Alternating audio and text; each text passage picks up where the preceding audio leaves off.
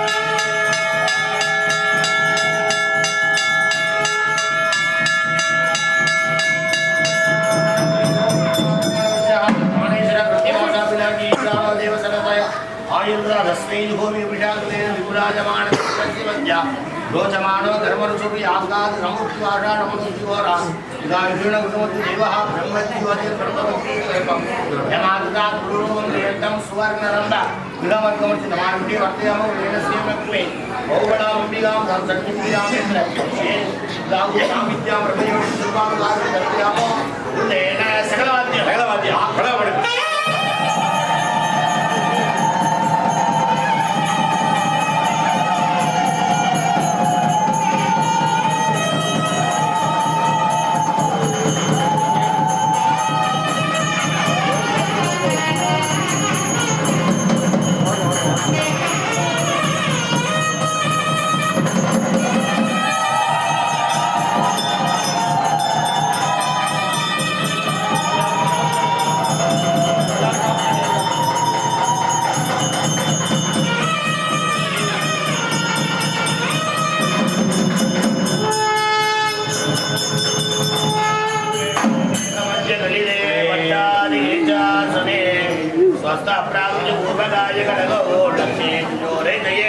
नाड़ी सुत्ति मंद उदरम पूरयेन् त्वमदः सर्ववाद्यम्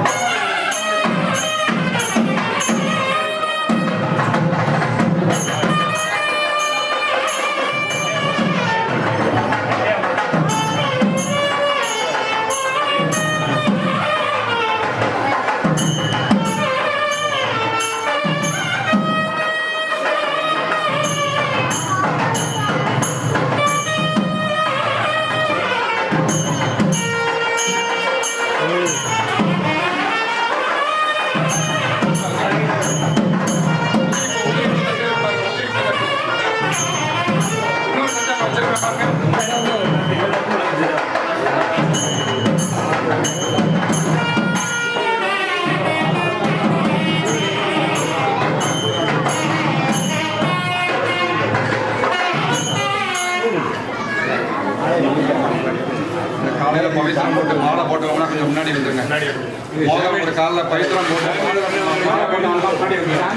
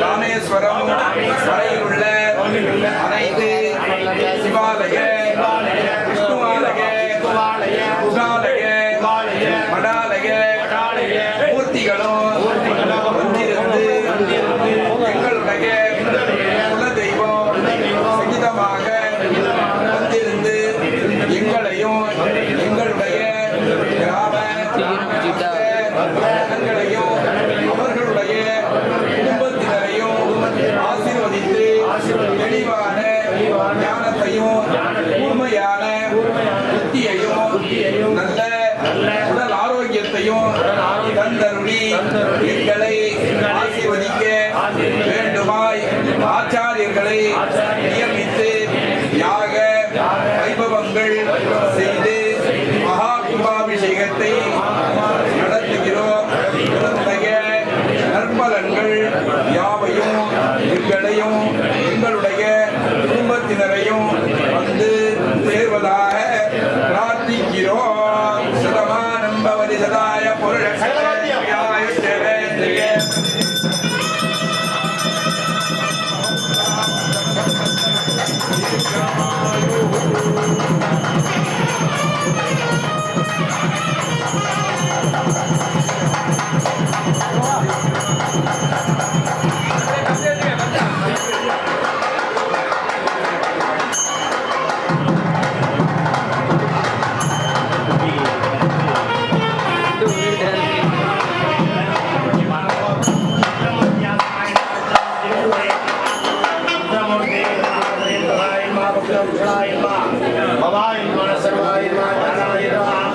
ருத்ரமூர்த்தி ஸ்வரூபாய ஐந்து சொல்லை மாட சுவாமி ஆசனாயமா சுருளை மாட சுவாமி குருதேவா பூர்ணலிங்க தேவதாசனாயமா ஸ்தூலிங்க தேவதா குருதேவா மாட சுவாமி ருத்ரமூர்த்தி ஸ்வரூபாய மாட சுவாமி மகாமூலே நாமாய்ய அவாகணஸ்தான தானத்ரேதி நமஸ்காரம் நமஸ்ய பாத்யாசப்ரஜ்யம் தத்வா தூப தீப நிவேத்யாதியும்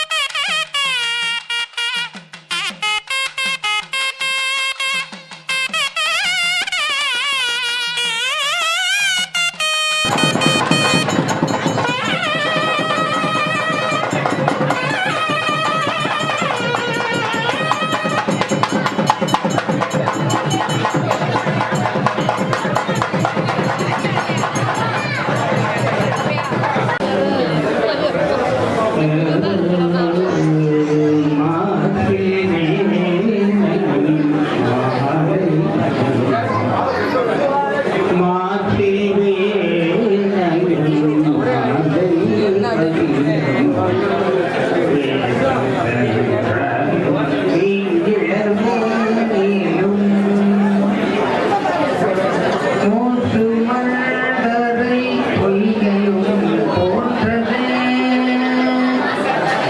ஈசன் எந்தை இளையடி ஈசன்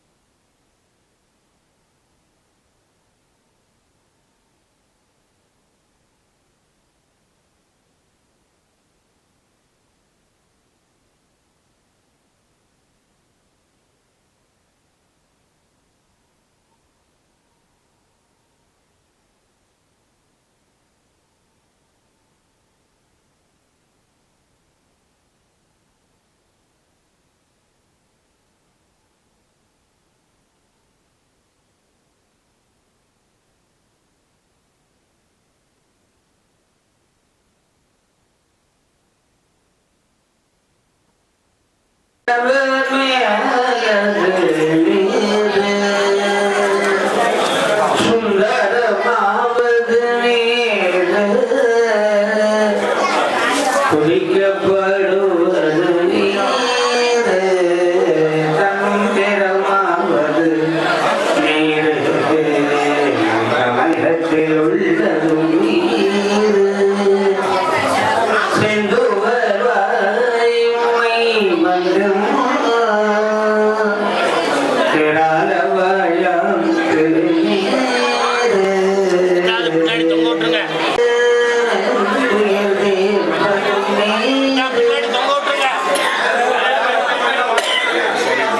பின்னாடி தொங்க விட்டுருங்க.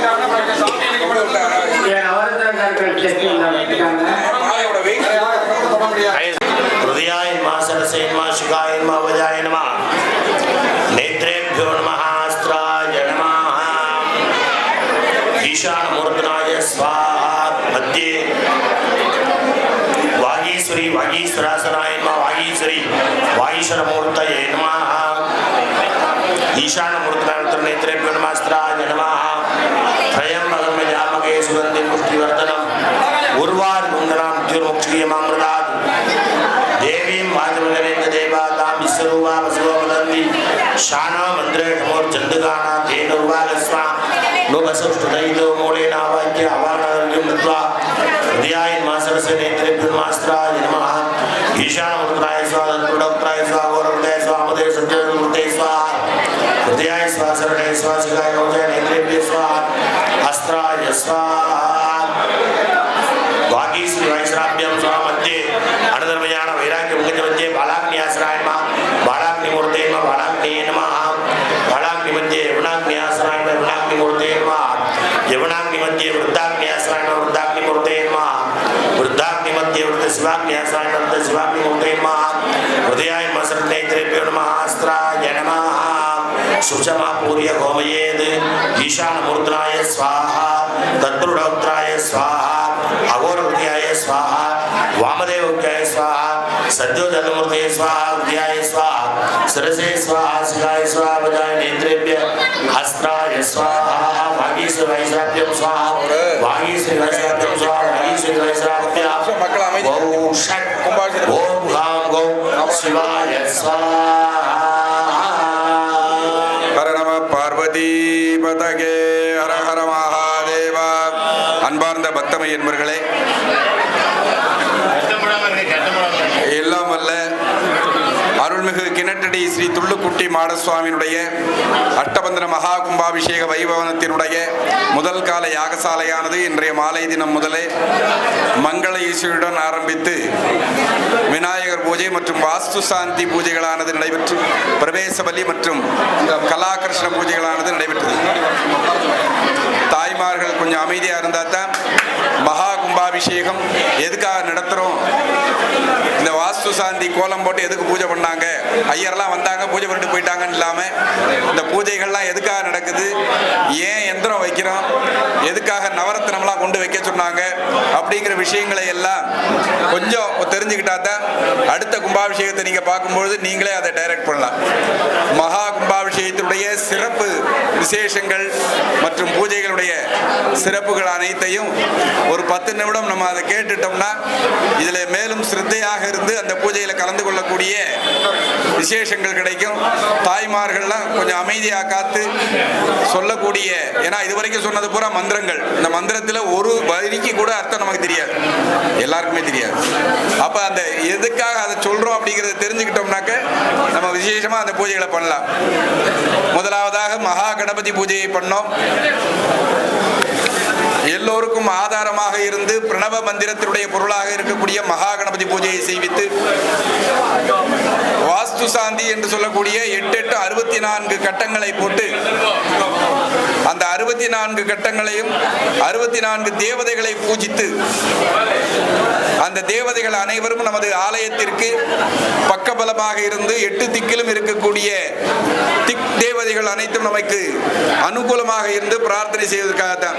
அது எதுக்கு சாமி வாஸ்து பண்ணணும், எதுக்கு இந்த பூசணிக்காயெல்லாம் வெட்டி 8 திசையிலையும் போட்டோம் அப்படின்னா,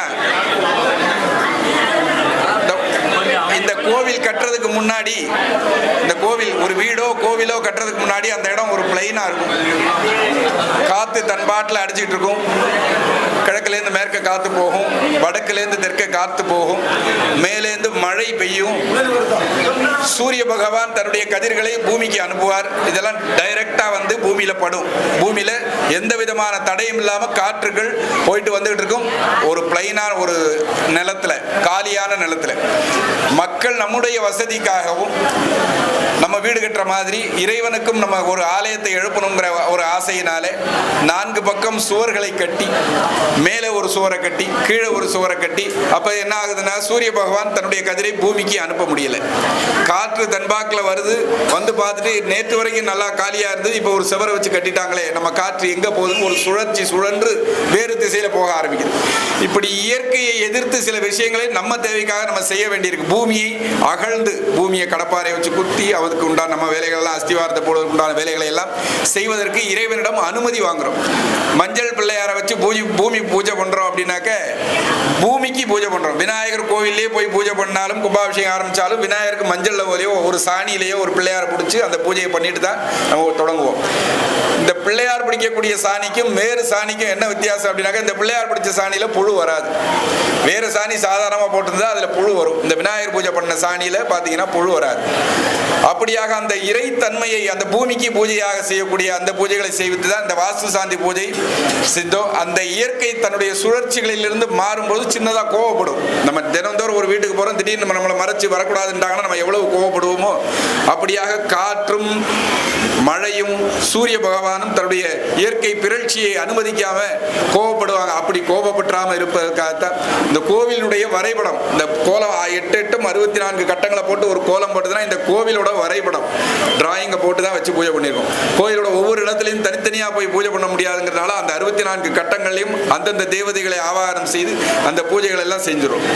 அந்த வாஸ்து சாந்தி பூஜை முடிஞ்ச உடனே அதற்கு பசி ரொம்ப எடுக்கும். பிரவேச பலி அப்படின்னு சொல்லக்கூடிய 8 திசையில் இருக்கக்கூடியவருக்கு யானையத்தான் சாப்பாடாக கொடுத்துருக்காங்க. ஒரு யானையுடைய மத்தகத்தை 2ஆ பிளந்து யானையை தான் உணவாக கொடுத்துருக்காங்க அந்த திக் தேவதைகளுக்கு. அவர்களெல்லாம் கொஞ்சம் அசைவம் சாப்பிடக்கூடிய சுவாமிகள். அதனால தான் பூசணிக்காயை வெட்டி அந்த யாகத்திலையும் என்ன செஞ்சோம், அந்த பூசணிக்காயுடைய விதையை ரத்தம் அந்த இதை குங்குமத்தை கலந்து அதை ஆபாரம் இது சொல்லி ஆகுதி கொடுத்தோம்.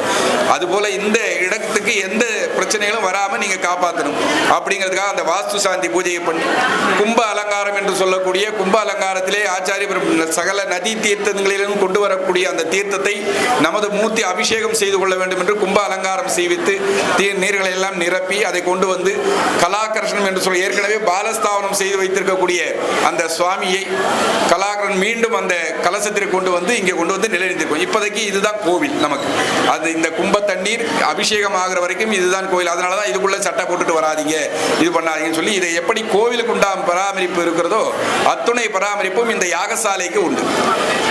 கோவிலில் வந்து பிரார்த்தனைகள் நம்ம நிறைய வந்து செஞ்சுக்கிட்டே இருப்போம். இறைவன் வந்து நமக்கு தேவையான அத்துணை விஷயங்களையும் கொடுத்து தான் பூமிக்கு அமைச்சிருக்கார். ஒரு ஊரில் ரொம்ப ஒரு வறுமைப்பட்டவன் இருந்தான், நல்ல பக்திமான். ஆனால் அவனுக்கு வந்து பண கஷ்டம், ரொம்ப பக்தி அதிகரிக்க கொஞ்சம் கஷ்டமும் வரும். கஷ்டங்கள் நிறைய வர வரத்தான் என்ன ஆகிறோம் அப்படின்னா இறைவன்கிட்ட நெருங்கிட்டு இருக்கோம். அப்படி நம்முடைய கர்மாவை பூரா கழிச்சுக்கிட்டே வர இந்த வட்டம் நல்லதே கொடுத்துருந்தா அடுத்த பிறவியில் வந்து நமக்கு கஷ்டங்களை கொடுத்துருவார். அதனால நன்மை பிறவிகள் பிறவி பெரும்பிணி தீர்ப்பதற்காக அத்துணை கஷ்டங்களையும் கொடுத்தாலும் அதை கொண்டு ரொம்ப பக்திமானா இருந்தான். ஒரு நாள் அவனுக்கு கோபம் சகிக்கலை, முடியலை. நாளைக்கு ஒரு 4 நாளைக்குள்ள ஒரு 10,000 ரூபா கட்டணும் ஒரு இடத்துக்கு, அவ்வளவு கடன் தொல்லையா இருக்கு அப்படின்னு சொல்லி கடவுளை நானும் கும்பிட்டுக்கிட்டே இருக்கேன், அவர் வந்து காது கொடுத்து கேட்க மாட்டேங்கிறாரு அப்படின்னு சொல்லி அவனுக்கு ஒரு கோபம் வந்துருச்சு. பக்கத்தில் இருந்தவர்கிட்ட ஒரு அனுபவஸ்தர ஐடியா கேட்டப்ப அவர் என்ன சொன்னார்னா, நீ இறைவன்ட்ட வந்து மனு போட்டியா, வேறுனா சொல்லிட்டு வந்தீங்கன்னா அங்கே இருக்கிற சுவாமிக்கு காது இருக்கா கண்ணு இருக்கா அப்படின்னு மனுவா போட்டா தான், எழுத்து மூலமா போனா தான் அவர் ஏதோ கவர்மெண்ட் ஆஃபீஸில் வேலை வைப்பார் போல, அதனால எழுத்து மூலமா போ அப்படின்னு சொல்லியிருக்காரு. இவன் என்ன செஞ்சானாக்கா நேராக ஒரு போஸ்ட் கார்டை வாங்கினா, அந்த காலத்தில் தபால் அட்டை, அதில் வந்து அன்புள்ள கடவுளே இன்னும் 4 நாட்களில் எனக்கு 10,000 ரூபாய் பணம் தேவைப்படுகிறது, அதை நீ கொடுத்தா தான் நான் கும்பிட்றதுக்கே அர்த்தம் இருக்கும், நீ எதுவுமே கொடுக்க மாட்டேங்கிற, அசைய மாட்டேங்கிற, பேச மாட்டேங்கிற, கண் கூட சிமிட்ட மாட்டேங்கிறிய கடவுளே அப்படின்னு சொல்லி ஒரு கடிதத்தை எழுதி இப்படிக்கு நான் பேரையும் போட்டு விலாசத்தையும் போட்டு அனுப்புறதுக்கு விலாசம் வேணும்ல, கடவுளுக்கு எந்த அட்ரஸ் இருக்கு 2 அப்படின்னு போட்டு சிவபெருமான் கைலாசம் அவனுக்கு உண்டான பின்கோடு ஏதோ 1 2 3 பின்கோடெல்லாம் போட்டு தபால் பெட்டிக்குள்ளே போட்டு விட்டான். போட்டு விட்ட உடனே அது தபால் நிலையத்துக்கு போச்சு. தபால் அதிகாரி அதை பிரிக்கிறதுக்காக வர்றாங்க. எந்த ஊரே தெரியாமல் இருக்கு, இது எங்கே கொண்டு எந்த பெட்டியில் கொண்டு வைக்கிறதுன்னு தெரியல அவருக்கு. நேர தபால் மூத்த அலுவலர்கிட்ட போயிருது. அந்த மூத்த அலுவலர் அதை பார்க்குறாரு. இந்த அட்ரஸ் எங்கேயுமே உலகத்திலேயே கிடையாது, கைலாசம்னு போட்டிருக்கு, எங்கே கொண்டு கொடுக்குறது, கைலாசத்துக்கு போஸ்ட் மாஸ்டர் எங்கிட்ட அனுப்புறது அப்படின்னு பார்த்துட்டு விஷயத்தை படிக்கிறார். விஷயத்தை படிப்பதற்கு தபால் அதிகாரிக்கு அதிகாரம் கிடையாது, அட்ரஸை மட்டும் தான் பார்க்கணும். ஆனால் தபால் அட்டைங்கிறதுனால இது என்ன விஷயம் இருக்குது, முக்கியமான விஷயமா தான் எப்படியா சேர்த்துடலாம்னு பார்க்கும்போது இந்த விஷயம் தெரியுது. அப்போ அவரும் ஒரு பக்திமான். அவர் என்ன செய்யறாருன்னா, கடவுள்னு ஒருத்தர் இருக்கிறான்ற நம்பிக்கையில தான் அவன் அந்த பக்தன் வந்து கடிதம் எழுதியிருக்கான். அப்போ ஏதோ மனசுக்குள்ள அவனுக்கு ஒரு நம்பிக்கை இருக்கு. அந்த நம்பிக்கையை இன்னொரு பக்திமான் வந்து அதை போக்கிடக்கூடாது அப்படின்றதுனால அவர் என்ன செஞ்சாருனாக்கா, அக்கம் பக்கம் எல்லாத்தையும் அந்த அலுவலகத்தில் வேலை பார்க்குறவங்க எல்லாத்தையும் கொஞ்சம் கொஞ்சம் பணம் வாங்கி ஒரு 9,500 ரூபா தெரிச்சு. அவர் என்ன செஞ்சார், திருப்பி ஒரு மணி ஆர்டர் ஃபார்ம் எடுத்து 2 அவன் போட்டிருந்த அட்ரஸ்க்கே அனுப்பிச்சு, இந்த பணத்தை நான் தான் கடவுள் அனுப்புகிறேன், நீ பெற்றுக்கொள்வாய் அப்படின்னு சொல்லி ஆசீர்வாதங்கள் அப்படின்னு போட்டு அவன் வீட்டு அட்ரஸ்க்கு அனுப்பிச்சிட்டாரு. மறுநாளே பணம் கிடைச்சிருச்சு. பணம் கிடைச்ச உடனே இவனுக்கு உண்மையிலேயே ஒரு சந்தோஷம். ஆஹா, தெய்வம் வந்து கண்டிப்பா இருக்கு, எனக்கு பணம் கிடைச்சிருச்சு. ஆனா 9,500 ரூபா தான் கிடைச்சிருக்கு. நம்ம கேட்டிருந்தது 10,000 ரூபா. திருப்பி ஒரு போஸ்ட் கார்டை எடுத்தான். திருப்பி 2 அட்ரஸ் கடவுளேன்னு போட்டு கைலாசம் அனுப்பிச்சிட்டு, அன்புள்ள கடவுளே, இனிமேல் நீங்கள் பணம் கொடுப்பதாக இருந்தால் நேரடியாக என்கிட்ட கொடுங்க. இந்த போஸ்ட் மாஸ்டர் மூலமா வர்றதுனால அவர் ஒரு 500 ரூபா எடுத்துக்கிட்டார் போல் இருக்கு. நீங்க 10,000 ரூபாய் எனக்கு கொடுத்துருப்பீங்க, 500 ரூபாய் அவர் எடுத்துக்கிட்டாரு. வெறும் 9,500 ரூபா தான் எனக்கு வந்திருக்கு. அதனால இனிமே அனுப்புறதா இருந்தால் எனக்கு டைரக்டா அனுப்புங்க அப்படின்னு சொல்லி ரெக்வஸ்ட் பண்ணானா. இது வரைக்கும் நம்ம சிரிச்சோம். காரணம் வந்து அந்த நிலையில நம்ம தான் இருக்கோம். நமக்கு தேவையான அத்துணை விஷயங்களும், நல்ல காது, நல்ல கண்ணு, நல்ல மூக்கு, நல்ல உடம்பு, அத்துணை விஷயங்களும் இறைவன் கொடுத்து, நல்ல அறிவு, இத்தனையும் கொடுத்து இறைவன் நம்ம பூமிக்கு அமைச்சிருக்கான். இன்னமும் போய் அவன்கிட்ட வந்து நீ எனக்கு இதை கொடுக்கல அதை கொடுக்கலன்னு சொல்லலாம். உன்னுடைய முயற்சி, இறைவன் ஒரு வட்டம் போட்டு அதுக்குள்ள உன்னை பிறக்க செய்திருக்கான். இந்த நல்ல ஊரில் நல்ல இடங்கள்ல விவசாயம் பண்ணிக்கோ, கால்நடைகளை பராமரித்துங்க, ஏதோ அவங்கவுங்களுக்கு தெரிந்த வித்தைகளை பண்ணி பூஜைகளை பண்ணுங்கன்னு சொல்லி இருக்கும் பொழுது அது பத்தலை. எனக்கு மேலும் மேலும் இறைவன் வந்து எனக்கு இதை கூட அதை கூட கேட்கறத விட இதையெல்லாம் சம்பாதிப்பதற்கு உண்டான சக்தியை எனக்கு கூட. இந்த கும்பாபிஷேகத்தில் கலந்துக்கிறதுல என்ன இந்த மந்திரங்கள்லாம் சொல்றாங்க சுவாமிகள், மந்திரங்களை காதுல கேட்கறதுனால சாமி எனக்கு என்ன பயன், எல்லாரும் எந்திரிச்சு போறோம், அசிரத்தையா இருக்கும். அந்த சிரத்தைக்கு காரணம் இருந்தா என்ன அர்த்தம், என்ன ஆகும்னா, இந்த மந்திரங்கள் அர்த்தம் கிடையாது. மந்திரங்களுக்கு அத்தனை இப்ப சொல்ற மந்திரங்களுக்கு அர்த்தம் தமிழ்ல அர்த்தம் கேட்டா யாருமே கொடுக்க முடியாது. இது போல காட்சி மூலமாக ரிஷிகள் வாங்கி சொன்னது. அதனாலதான் இதுக்கு புஸ்தகம் போட மாட்டாங்க. ஒருத்தர் குரு வந்து சிஷ்யனுக்கு சொல்வார், சிஷ்யன் அவனுக்கு சொல்வார், இப்படி மாறி மாறி செவி வழி செய்தியாக வரக்கூடியதான் இந்த மந்திரங்கள். இதுக்கு அர்த்தம் கிடையாது. உதாரணத்துக்கு இப்ப கார்ல போய்கிட்டு இருக்கோம், ஹாரன் அடிக்கிறோம். தமிழ்நாட்டில் ஹாரன் அடிச்சா பொதுவா என்ன அர்த்தம், கார்ல ஹாரன் அடிச்சா ஒதுங்கி போன அர்த்தம். கர்நாடகாவில் போய் ஹாரன் அடிக்கிறோம், அப்பயும் என்ன அர்த்தம்னா ஒதுங்கி போன்னு அர்த்தம். அப்போ எந்த ஊரில் எந்த காரில் ஹாரன் அடித்தாலும் அது சப்த பலனை செய்யக்கூடியது. சப்தம் கேட்டால் ஒதுங்கி போகணும். அதுபோல தான் இந்த மந்திரங்களும் அர்த்தத்தால் பயன் செய்யலைனா கூட சப்தத்தால் பயன் செய்து நம்ம காது வழியாக உடலிலே புகுந்து, உள்ளத்திலே புகுந்து, புத்தியிலே புகுந்து, ரத்தத்திலே புகுந்து, எலும்பிலே புகுந்து, மஜ்ஜையிலே புகுந்து, நம்முடைய சரீரம் அத்தனைக்கும் அது சுற்றி வந்து நமக்குள்ளே ஒரு சிறு மாறுதலை ஏற்படுத்தும். அப்படி மாறுதலை ஏற்படுத்தும் போது என்ன நடக்கும் அப்படின்னா, இந்த மந்திரங்கள் அத்தனையும் நம்ம காதார கேட்டு நம்ம நாளையிலிருந்து நம்ம புத்தி எப்படி செயல்படும் அப்படின்னா நல்ல முடிவுகளை எடுப்போம். ஒரு வியாபாரத்தில் இந்த இடது பக்கம் போகலாமா, வலது பக்கம் போகலாம், இவனை நியமிக்கலாமா, இந்த வியாபாரம் பண்ணலாமா, எப்படி முடிவெடுக்க திணறிக்கிட்டு இருக்குமோ அந்த திணறல் இல்லாமல் புத்தியை ஷார்ப்பாக வச்சிருக்கலாம். நமக்கு நடக்கக்கூடியது அத்துணையும் இயற்கை நமக்கு பெற்று ஒரு விஷயம் நமக்கு கிடைக்கணும், சாமி எனக்கு ஒரு கார் வேணும் அப்படின்னு பிரார்த்தனை பண்ணோம்னா இயற்கை கண்டிப்பாக அதை கொண்டு வந்து உன்னிடம் சேர்க்கும். அதற்கு தனிப்பட்ட சக்தி எல்லாம் ஒன்றும் வேண்டியதில்லை. இயற்கை நீங்கள் கும்பிட்ற எந்த கடவுளாக இருந்தாலும், அது அருள்மிகு கிணற்றடி ஸ்ரீ துள்ளுக்குட்டி மாடசுவாமியாக இருந்தாலும் சரி, சிவபெருமானாக இருந்தாலும் சரி, பெருமாளாக இருந்தாலும் சரி, அந்த இயற்கை நமக்கு பயன் செய்யும். அப்படி இயற்கை பயன் செய்த விஷயம் தான் இந்த மந்திரங்களே. ரிஷிகள் கண்ணை மூடி தனக்குள்ள அதை இறக்கி மந்திரங்களாக, வேத மந்திரங்களாக அதை சொல்லி அதை படிப்பதற்குன்னு சிலர்களை நியமித்து, இந்த நியமிக்கிறதுலையும் நிறைய விஷயங்கள் இருக்கு.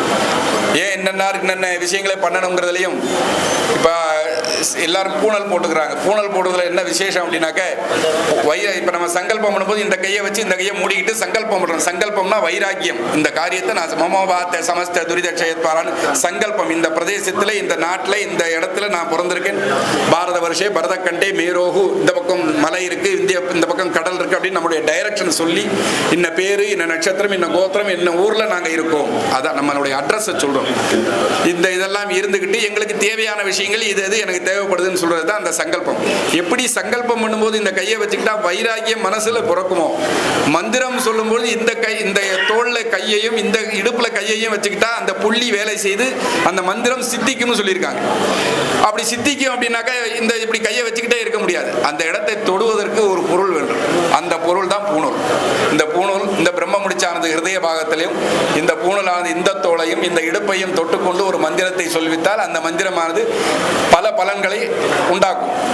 உதாரணத்துக்கு இப்போ ஜட்ஜு இருப்பார், ஜட்ஜு பக்கத்தில் டபேதார் இருப்பார். டபேதார் ஒரு பட்டை போட்டிருப்பார். போலீஸ் டிஎஸ்பி அதிகாரம், முக்கிய அதிகாரங்களை எடுக்கக்கூடிய அதிகாரி பட்டை போட்டிருப்பார் குறுக்கல. அவருக்கு அது பூணூல். என்னன்னாக்க ஸ்பாட் டிசிஷன், எந்த இடத்துல என்ன முடிவை எடுக்கணும், எவன் முடிவை எடுக்க வேண்டிய பதவியில் இருக்கானோ அவனுக்கெல்லாம் இந்த தோலை தொட்டுக்கொள்ளக்கூடிய பூணூல் மாதிரி ஒரு பொருள் அவசியம். ஏன் டவாலி போட்டிருக்காரு? அவர் இவன் என் சொந்தக்காரன், இவன் என் மச்சனே, இவன் நண்பன், இவன் பணக்காரன், இவன் ஏழை, இப்படியெல்லாம் பார்க்காம நடவடிக்கை எடுக்கணும். போலீஸ் அதிகாரி எப்படி இவன் கண்ணுக்கு முன்னாடி யார் இருந்தாலும் தன் குடும்பத்தினே இருந்தாலும் நடவடிக்கை எடுக்கணும். அதே போல பிராமணனாக இருக்கக்கூடியவன் பூணல் போட்டிருந்தாலும் லோகா சமஸ்தா சுகினோ பவந்து சர்வே ஜனா சுகினோ பவந்து, எல்லா மக்களும் நன்றாக இருக்கணும்னு பிரார்த்தனை பண்ணி அவனுக்கு வேலையே தான். பூவை கொண்டு சுவாமிகிட்ட சேர்க்கறது. உங்க எல்லார் சார்பாகவும் அந்த பூவை வாங்கி, சாமி அர்ச்சனை தேங்காய் நான் கொடுத்தது, பூ நான் கொடுத்தது, வாழைப்பழம் நான் கொடுத்தது, வெத்தலைப்பாக்கு நான் கொடுத்தது, அதை என்னமோ தொட்டு வாங்கி நீங்க கொண்டு சேர்க்கிறீங்க. எதுக்கு? உங்கள் சார்பாக அந்த இறைவனிடம் அவருக்கு தெரிந்த மொழியிலும் எனக்கு தெரிந்த மொழியிலும் இந்த மனிதனுக்காக நான் அவர்கிட்ட கொண்டு சேர்க்கிறேன். எல்லா பலன்களையும் அவனுக்கு கொண்டு கொடுத்துரு. இந்த மந்திரத்தினுடைய பலன், மந்திரம் செய்ததால் உண்டான பலன் இத்தனையும் நீ எனக்கு அந்த மனிதனுக்கு கொடுத்துடு. லோகா சமஸ்தா சுகினோ பவந்து, எல்லா ஜனங்களும் நன்றாக இருக்கணும். இப்போ நீங்க ஒரு தேங்காய் பழத்தை வச்சு அர்ச்சனை பண்ணி நைவேத்தியம் பண்ணிட்டா சுவாமியா சாப்பிட்றாரு? சுவாமி அந்த எனர்ஜி, இதை மட்டும் புஷ்டியை மட்டும் சாப்பிட்றாரு. உதாரணத்துக்கு அக்னியில விளக்கேற்றுறோம். ஒரு விளக்குலேருந்து இன்னொரு விளக்கு ஏற்றுறோமா, அக்னி குறையுதா? இன்னொரு அக்னியில இன்னொரு விளக்கு ஏற்றுறோம், குறையுதா? குறையவே குறையாது. அக்னி எப்பவுமே கொடுக்க கல்வியும் அது போல தான், படிப்பும் நம்ம கொடுக்க குறையாது, வளரும். கையில் 10,000 ரூபாய் வச்சிருந்து செலவு பண்ண ஆரம்பிச்சோம்னா, டெய்லி 500 ரூபாய் செலவு பண்ணோம்னா ஒரு குறிப்பிட்ட நாளில் அந்த பணம் காலி ஆயிரும். ஆனால் இந்த மந்திரங்களோ அக்னிகளோ சுவாமிக்கு கொடுப்பதோ கொடுக்க வளர்ந்து கொண்டே இருக்கும். தானத்திற்கும் தர்மத்திற்கும் வித்தியாசமாக அதை தான் சொல்லியிருக்கிறாங்க. இப்போ நம்மெல்லாம் கோவில் கட்டியிருக்கோம். கோவில் என்ன தனிப்பட்ட முறையிலேயே கட்ட முடியும்? 4 பேர்கிட்ட போய் ஐயா காசை கேட்டு அவன் பார்த்தவனே சொல்லுவான், இந்த மஞ்சப்பை எடுத்துட்டு வந்துடுறாங்கடா, இவங்களும் ஒரு 10 பேர் வந்துடுறாங்க நம்மகிட்ட பணத்தை வசூல் பண்ண. மாசி மாதம் வந்தால் போதும், பங்குனி மாதம் வந்தால் கும்பாபிஷேகம் பண்ணுறேன், மண்டலாபிஷேகம் பண்ணுறேன், திருவிழா பண்ணுறேன், கொடை பண்ணுறேன். ஏன் இப்படி பண்ணுறாங்கன்னு சிலர் நினைப்பாங்க. எல்லா இடத்துலையும் நமக்கு மரியாதையான விஷயம் தான் கிடைக்கும்னு தெரியாது. ஆனால் நம்ம யாருக்காக செய்கிறோம்? நமக்காக செய்கிறோமா? கோவிலுக்காக, ஒரு பொது நன்மைக்காக, பொது காரியத்தாக செய்யும்போது சில அவமானங்களையும் தாங்க வேண்டியதாக இருக்குது. எல்லா இடத்துலையும் நமக்கு சேரை போட்டு உட்கார வச்சு ஐயா வாங்கன்னு கொடுத்துட்டு அனுப்பக்கூடிய சூழ்நிலைகள் அமையாது. இப்படித்தான் நாங்கள்லாம் எல்லாம் வசூல் பண்ண போகும்போது ஒரு பெரிய ஒரு முதலாளி இருந்தார். அந்த முதலாளிகிட்ட இந்த கோபுர செலவுக்கு மொத்தத்துக்கு 5 லட்சம் ரூபா வாங்கிடலாம் அப்படின்னு நினச்சி நாங்கள் போகிறோம். அப்படி போகும்பொழுது அவர் என்ன செய்கிறார் அப்படின்னாக்கா, வீட்டில் போகிறோம் நாங்கள் 5 பேர் போய் காலையில் கேட்டோன்னா, ஐயா கோயில் விஷயம் மாதிரிங்களா, இந்தாங்க 5000 ரூபாய் என்னால் இப்போதைக்கு முடிஞ்சது, இந்தாங்கன்னு சொல்லி கொடுத்துட்றாரு. அவருடைய மகன் அதை பார்த்துக்கிட்டே இருக்கார். பார்த்துக்கிட்டே இருக்கும்பொழுது இவங்க ரொம்ப வருத்தப்பட்டாங்க. குறைந்தது ஒரு 10,000மாவது எதிர்பார்த்தோம். இந்த ஐயா வரும், ஐயா இந்த 5,000, ஏன்னா தானம் கொடுக்குறவன்ட்ட வந்து டிமாண்ட் பண்ண முடியாது, அவர் கொடுக்குறது தான் வாங்கிட்டு வரணும் அப்படின்ட்டு சரின்னு ரசீதை போட்டு கொடுத்து இந்த 10 பேர் ஊரை பார்க்க கிளம்புறாங்க. அப்போ அந்த முதலாளி கேட்குறாரு, வாங்க எல்லாரும் சாப்பிட்டீங்களா, ஊர்லேருந்து காலையிலேயே வந்துட்டீங்களே, என்ன சாப்பிட்டீங்களா, என்ன செஞ்சீங்கன்னு. ஐயா நாங்கள் காலையில் 7 மணிக்கு கிளம்பணும், உங்களை பார்க்க வந்தோம், நீங்கள் கொடுத்த பணத்தை கொண்டு கோவிலில் கொடுத்துட்டு ரசீதை போட்டுட்டு நாங்கள் எங்கள் வேலையை எங்களுக்கு தேவையான உத்தியோகத்தை பார்க்க போய் இனிமேல் தான் சாப்பிட்டுட்டு போகணும் அப்படின்னு சொல்லி அவர் சொல்கிறார். அப்போ அந்த முதலாளி சொல்கிறாரு, கொஞ்சம் பொறுங்க அப்படின்னு சொல்லிட்டு சாப்பாட்டுக்கு உண்டான ஏற்பாடு அந்த 10 பேருக்கும் என்னென்ன சாப்பாடு பண்ணணுமோ எல்லாம் பண்ணி கிட்டத்தட்ட ஒரு 5,000 செலவில் சாப்பாடு போட்டு அவங்கள திருப்தியாக அனுப்பிச்சு வைக்க முயற்சி பண்ணி சாப்பாடெல்லாம் போட்டு அனுப்புகிறாரு. அதையும் அந்த பையன் பார்த்துட்டாரு. இவங்கெல்லாம் போன பிறகு அந்த பையன் கேட்டான், அப்பா உனக்கு என்ன பைத்தியம் பிடிச்சிருக்கா, அவங்க 10,000 எதிர்பார்த்தாங்க, நீங்கள் 5,000 கொடுத்துட்டீங்க, இந்த 5,000 சாப்பாடு போட்டது போல இந்த 5,000த்தையும் கையில் கொடுத்துருந்தீங்கன்னா சந்தோஷமாக 10,000 கொண்டு கோயிலில் செலுத்திருப்பாங்க. வந்த காரியம் அவங்களுக்கும் முடிஞ்சிருக்கும், நமக்கும் முடிஞ்சிருக்கும். செலவு நமக்கு 10,000 தான், ஆனால் நீங்கள் கொடுத்தோடனே அப்போ தான் அவர் கூப்பிட்டு சொல்கிறார், அனுபவஸ்தர் என்ன சொல்கிறார், தம்பி முதல்ல கோயிலுக்கு 5,000 கொடுத்தேன் இல்லையா, அது தானம். 2வது 5,000 கொடுத்து செலவு பண்ணி சாப்பாடு போட்டேன் இல்லையா, அது தர்மம். தானத்துக்கும் தர்மத்துக்கும் என்ன வித்தியாசம் அப்படின்னா, தானம்ங்கிறது நம்ம பேங்க்கில் போட்டு சேவிங்ஸ் பேங்க்கில் வச்சிருக்கிற மாதிரி. இப்போ போட்டிருந்தோம்னா இப்போயே எடுத்து செலவு பண்ணிக்கலாம், இப்போ தான் பலன் தரும். நம்ம இன்னைக்கு ஒரு உதவி ஒருத்தருக்கு செய்கிற, ஒரு கோயிலுக்கு விசேஷம் செஞ்சோம்னா உடனடியாக அதை சுற்றி வந்து நமக்கு ஏதோ ஒரு இடத்துல நமக்கு அது உதவியாக வந்து சேர்ந்துடும். ஒரு 10 ரூபா கொடுத்தோம்னா, ஒரு இறந்து பிச்சை எடுக்கிற ஒரு 10 ரூபா கொடுத்தோம்னா அந்த 10 ரூபா உனக்கு தேவையான நேரத்தில் தேவையான காலத்தில் 100 மடங்கு பெருகி உங்ககிட்ட வந்து சேர்ந்துடும் இந்த ஜென்மத்திலேயே. தர்மம்ங்கிறது என்ன அப்படின்னாக்கா, பேங்க்ல போட்டு வச்சிருக்கிற ஃபிக்ஸட் டெபாசிட் மாதிரி. உன் காலம் முடிந்த பிறகும் கூட உன் பையன் வந்து அதை செலவு பண்ணலாம், எடுத்துக்கலாம், செலவு பண்ணலாம். இந்த தர்மம்ங்கிறது அது மாதிரி. நான் போட்ட சாப்பாடு இருக்கே, இது தர்மம். இந்த தர்மத்தின் மூலமாக எனக்கு பிறந்த உனக்கு, உன்னுடைய மகனுக்கு, இப்படி எல்லா தர்மம் வந்து எல்லா சந்ததியையும் பாதுகாக்கும், என்னுடைய 7 ஜென்மங்களையும் பாதுகாக்கும். அதுக்காக தான் தானம் தர்மம்னு 2 வச்சிருக்காங்க. அந்த வகையில் இந்த கோயிலுக்கு நிறைய தானம் தர்மங்கள் வந்து சேர்ந்து இந்த கோயிலை பல பேர் முயற்சி செய்து முன்னிலைப்படுத்தி நிறைய செஞ்சிருக்கீங்க. இப்போ எந்திர ஸ்தாபனமானது ஆயிடுச்சு, அடுத்து வேதிகார்ச்சனை, அக்னி காரியங்கள் போன்றவை எல்லாம் ஆகுது. ஆகவே இதுவரைக்கும் என்ன சொல்லியிருக்கோம்னா, சிறிய புள்ளிகள் நாளை காலை விசேஷ இந்த நாடி சந்தானம் ஸ்பர்சாகுதி எதுக்காக பண்ணுறோம், கோயிலில் கோபுரத்தில் மேலே ஏன் கலசம் வைக்கிறோம், இந்த விஷயங்களையும் நாளைக்கு காலையில் இது விளக்கமாக ஒரு 10 நிமிடம் சொல்லுவோம். இப்போ நேரம் கருதி இந்த உரையை இத்தோட முடிச்சுக்கிறோம். சுவாமியே சரணமையப்பா. கை தட்டினா சுகர் குறையும் சொல்லியிருக்காங்க. குறைஞ்சிருச்சு. ஹர நம பார்வதி பதயே ஹர மகாதேவா. ஓம் ஸ்ரீ குருப்யோ நமः. ஹரி ஓம். ஓம் பூபதயே நமோ விநாயகாய. ஓம் புவனபதயே நமோ விநாயகாய. ஓம் பூதானாம் பதயே நமோ விநாயகாய நமः. யன்னத்வாமுனய சர்வே நிர்விக்னம் யாதி தத்பதம். கணேஷோபனிஷத்வேத்யம் தத்பிரம்மை வாக்வி சர்வம். பத்ரம் ததாது. ஓம் சாந்தி சாந்தி சாந்தி. பத்ரம் கர்ணே விஸ்ருணுயாம தேவா. பத்ரம் பஸ்யேமாக்ஷவிரிஜத்ரா. ஸ்திரைரங்கை சுஷ்டுவாம் சஸ்தனூபி. விஷேம தேவகிதம் யதாயு. ஸ்வஸ்தின இந்திரோ. யாக சாமான்களை, அந்த திரவியங்களை கையில், இந்த காப்பு கட்டியவங்கெல்லாம் கையில் எடுத்துக்கிட்டு கோவிலை ஒரு தரம் வலம் வந்து சுவாமிகிட்ட உள்ள ஆச்சாரியர்கிட்ட கொடுத்துடலாம். அந்த திரவியங்களை எடுத்து சாமி கொடுப்பாங்க. அதை வாங்கி கொண்டு வந்து உள்ளே இருக்கிற யாகசாலையில் இருக்கிற ஆச்சாரியர்கள்ட்ட கொடுத்தா அந்த யாகத்தில் அவங்க அதை சேர்த்துருவாங்க. ஸ்வஸ்தின இந்திரோ விருத்தஸ்ரவா. ஸ்வஸ்தின பூஷா விஸ்வவேதாः. ஸ்வஸ்தினஸ்தார்ச்சோ அரிஷ்டநேமி. ஸ்வஸ்தினோ ப்ரஹஸ்பதிர்ததாது. ஓம் சாந்தி சாந்தி சாந்தி. ஓம் லம் நமஸ்தே கணபதயே. எல்லாரும் போய் त्वमेव प्रत्यक्षं दैवमसि.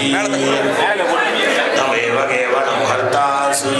त्वमेव केवलं दत्तासि. त्वमेव सर्वं हर्तासि. त्वमेव सर्वं कल्पितं ब्रह्मासि. त्वं साक्षादात्मासि नित्यं हृदं वस्मि सत्यं वस्मि. अवत्वं माम् अवभक्तारम् अवश्रोतारम् अवतारम् अवदातारम् अवानोचानमवशिष्यम् अवपुरस्तात् अवद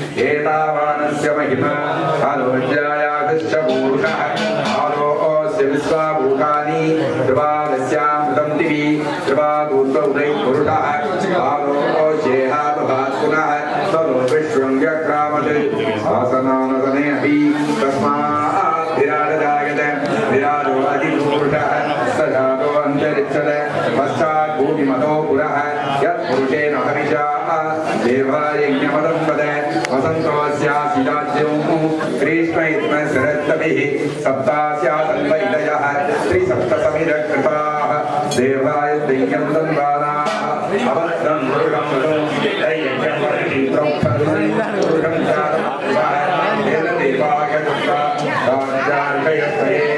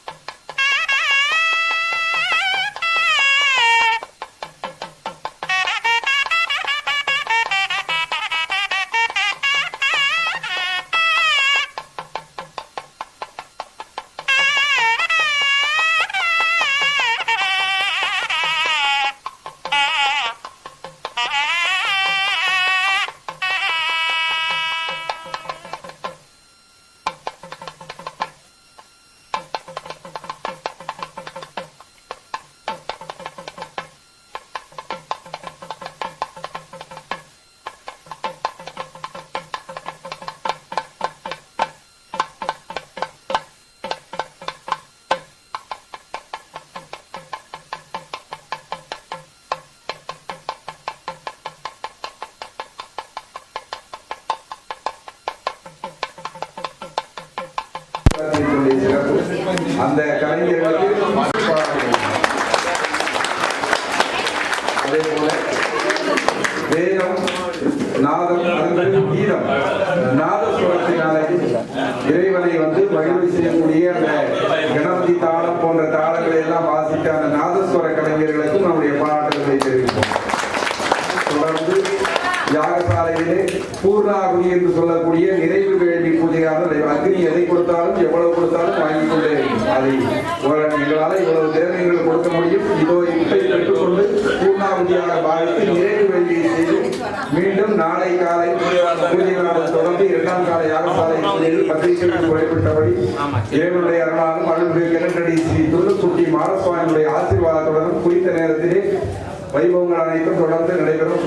தற்சமயம் யாகசாலையிலே வஸ்திராகுதி இறைவனை அக்னியிலே முழுமையாக இறைவன் இருப்பதாக பாவித்து அவருக்குண்டான உபச்சாரங்களிலே ஒரு உபச்சாரமாக வஸ்திரம் வேஷ்டி அவருக்கு காணிக்கையாக அக்னியிலே இடக்கூடிய பூஜையாக நடைபெறுது. இதை செய்யும் பொழுது என்ன பிரார்த்தனை இருந்தாலும் வேண்டிக்கிறோம் இறைவனுக்கு அந்த இறைவனுக்கு ஆடை கொடுக்கக்கூடிய அந்த வைபவத்திலே உங்களுடைய பிரார்த்தனைகள் அனைத்தும் கண்டிப்பாக நிறைவேறும்.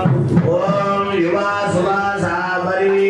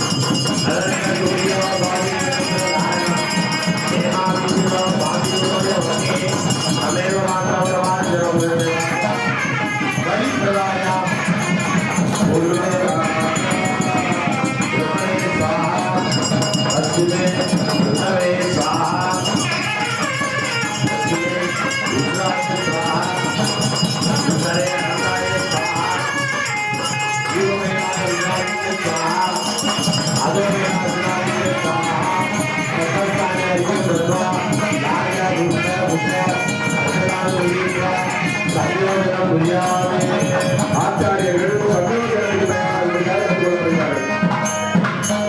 ஓம் யஜ்ஞேயமயநந்த தேவா தானி தர்மாணி பிரமாண்யாசன்னே தேகநாகம் மகிமானசதந்தே யத்பூர்வே சாத்யாசந்தி தேவா கத்யம் மத்யம் ந ஜானாமி சப்தம் சாஸ்திரம் சிவாகமம் வத்சரோ வியாக்கியானம் சக்கியமே மனசர்வதாத் ஏனத் பிரணவகான ஜபகோம சங்கியாம்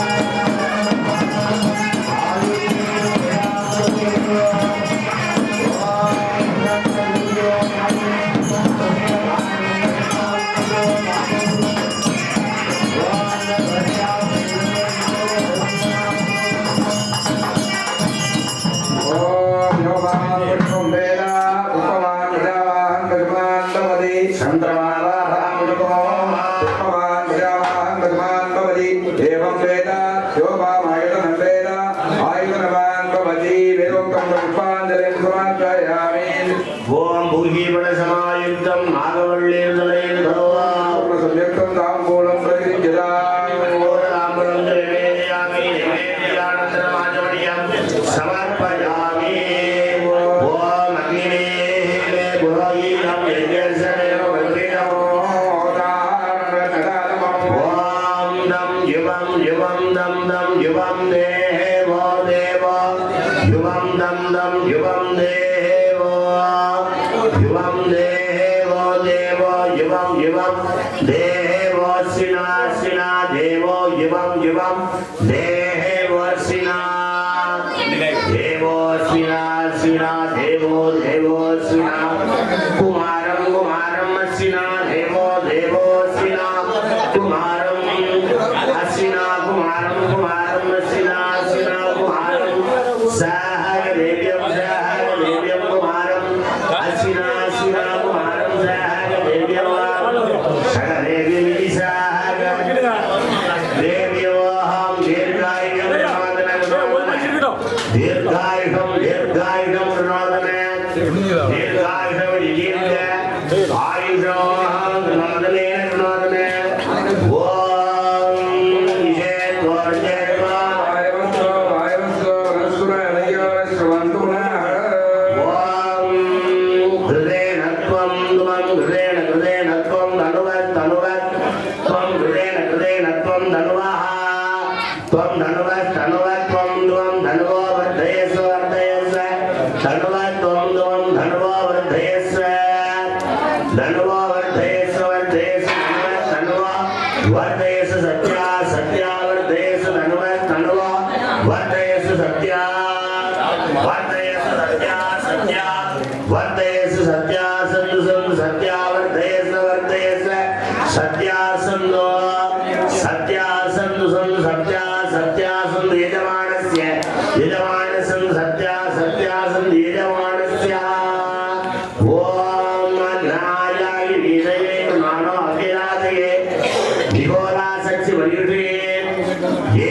சாமராயன் நாஸ்தே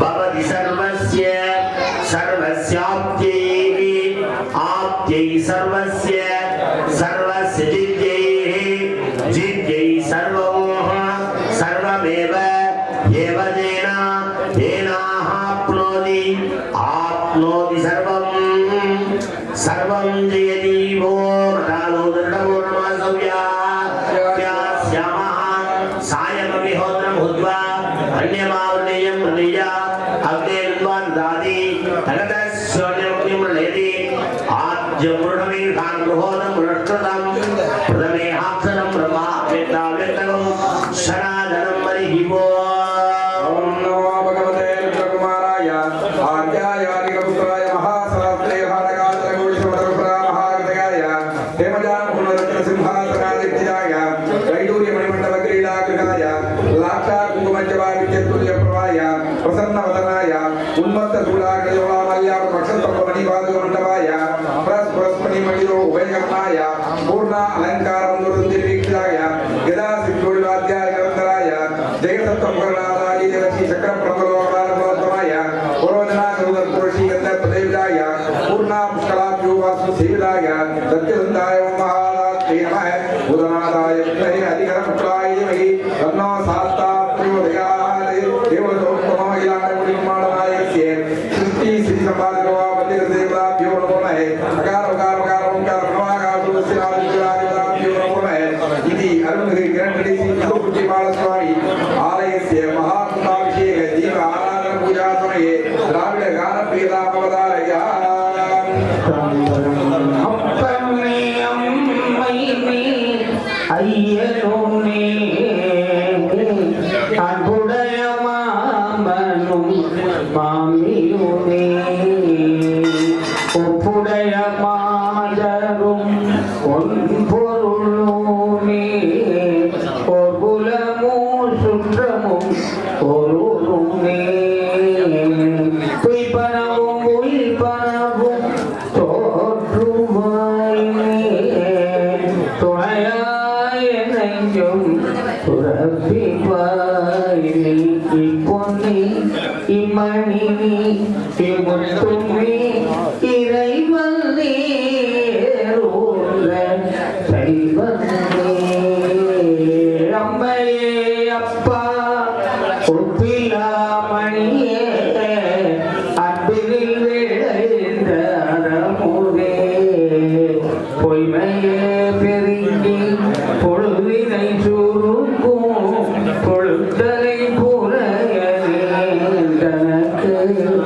செம்மையே ஆய சிவமதம் அழைத்த செல்வமே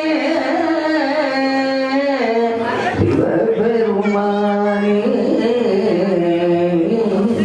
இமையே உன்னை சித்தரம் பிடித்தேன்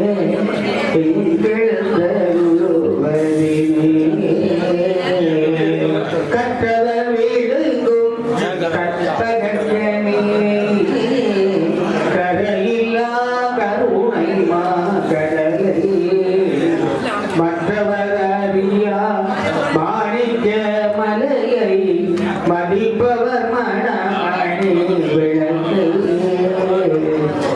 சென்றவர் புறங்கள் சென்ற ஜீவனை திருவிழிருந்த கொற்றவந்தலை கண்டு கண்டுள்ளோம் குளிரையங்கள் பொழிந்தனவே பாலுக்கு பாலகல் பேட்டி அழுதிட பார்க்கடலே மாலுக்கு சக்கரம் அன்றருள் செய்தவன் மன்னியதில்லை தன்னுள் ஆலைக்கும் அந்தனர் வாழ்கின்ற சிற்றம்பலமே இடமாக பாலித்து நட்டம் பயில பல்லாருக்கு பல்லாண்டு பொருளுமே வேதநெறி தலை தோங்க மிகு செய்வ துறை விளங்க குகபரம்பரை பொலிய புனிதவாய் மலர்ந்து அழுத சீதவட வயர் புகழி திருஞான சம்பந்த பாதமலர் தலை கொண்டு பெருந்தொண்டு திருப்புகழ் மட்டும் தாழ வாழ்கிறேன் அகரமுமாகியே அதிபனுமாகியே அதிகமுமாகியே அகமாகி அயங்கனாகி அரியனாகி அரணனாகி அவர் மேல இதரமுமாகியே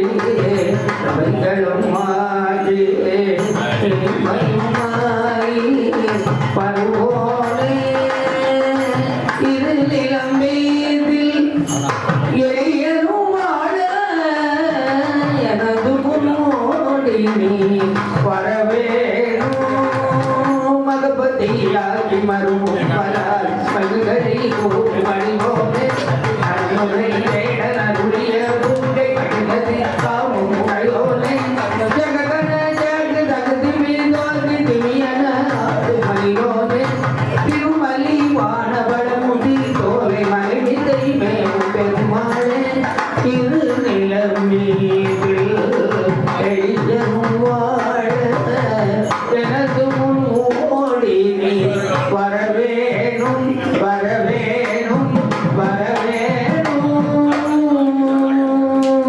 ரொம்ப சின்ன வயசுல நம்ம இருந்தா கூட காலை 3 மணி நேரம் உட்காந்துலாம் இப்படி பண்ண முடியாது. அவர் தள்ளாத வயதிலும் தளராத அந்த குரல் பாவனையோட இந்த குரலை எங்கேயும் கேட்டுருக்கீங்க ஏற்கனவே. கிருபானந்த வாரியாருக்கும் இதே குரல் தான் அவருக்கு அமைந்திருக்கும். அந்த அளவில் அந்த தள்ளாத வயதிலும் அந்த குரல் கம்பீரமாக நமக்கெல்லாம் திருப்பண்ணை பண்ணோடு அமைத்து பாடி கொடுத்த அவருக்கும் நம்முடைய வாழ்த்துக்கள்.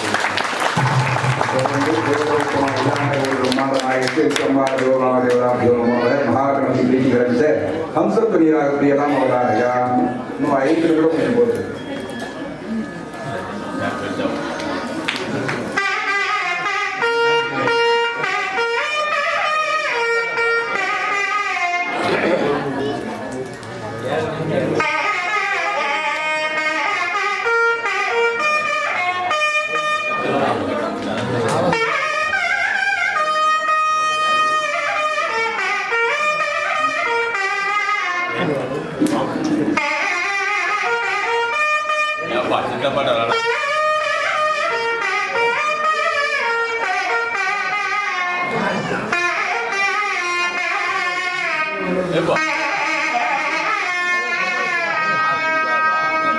सुब्रह्मण्य स्वामी प्रीति ग्रंथ कावली सिद्धरागम अवतारिया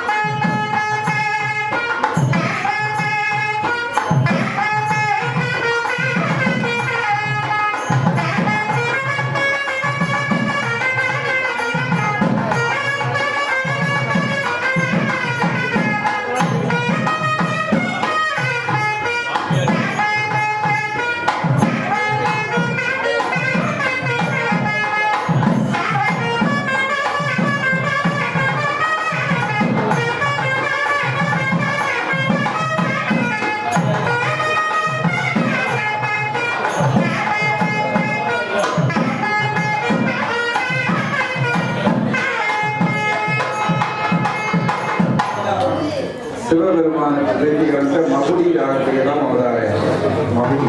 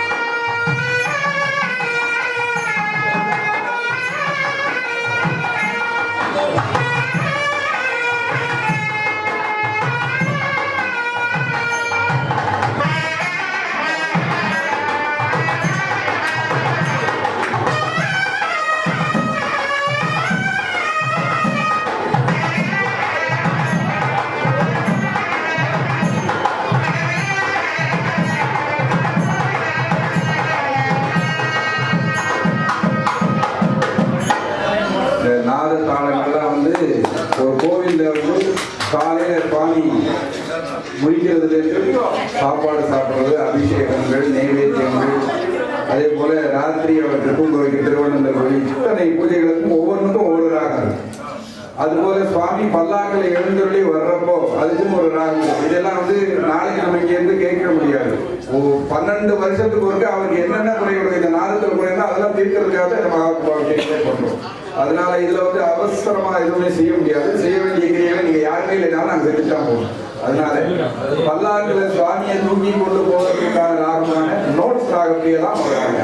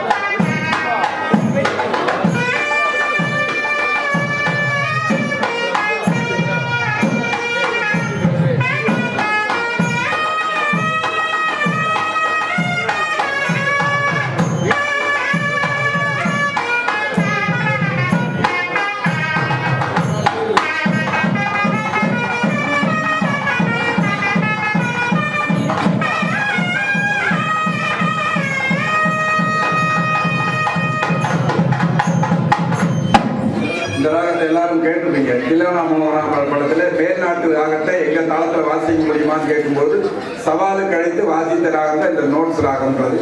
அடுத்து தாளப்பிரியதாம், ஆதி தாளப்பிரியதாம் அவதாரையா.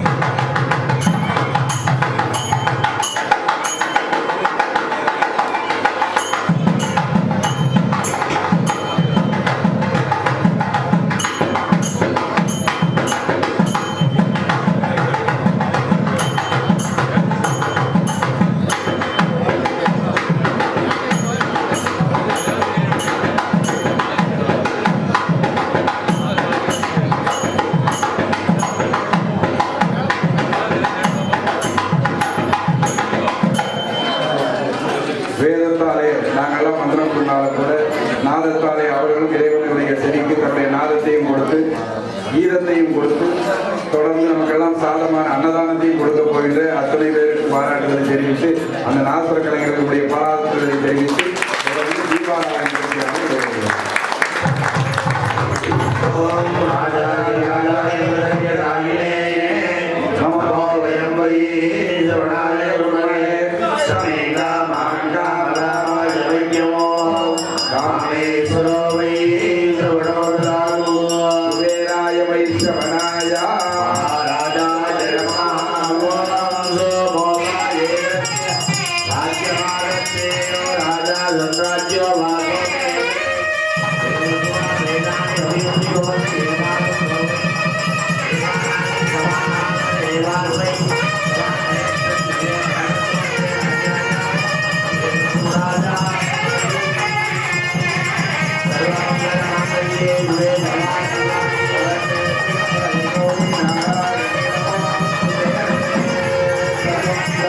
Thank you.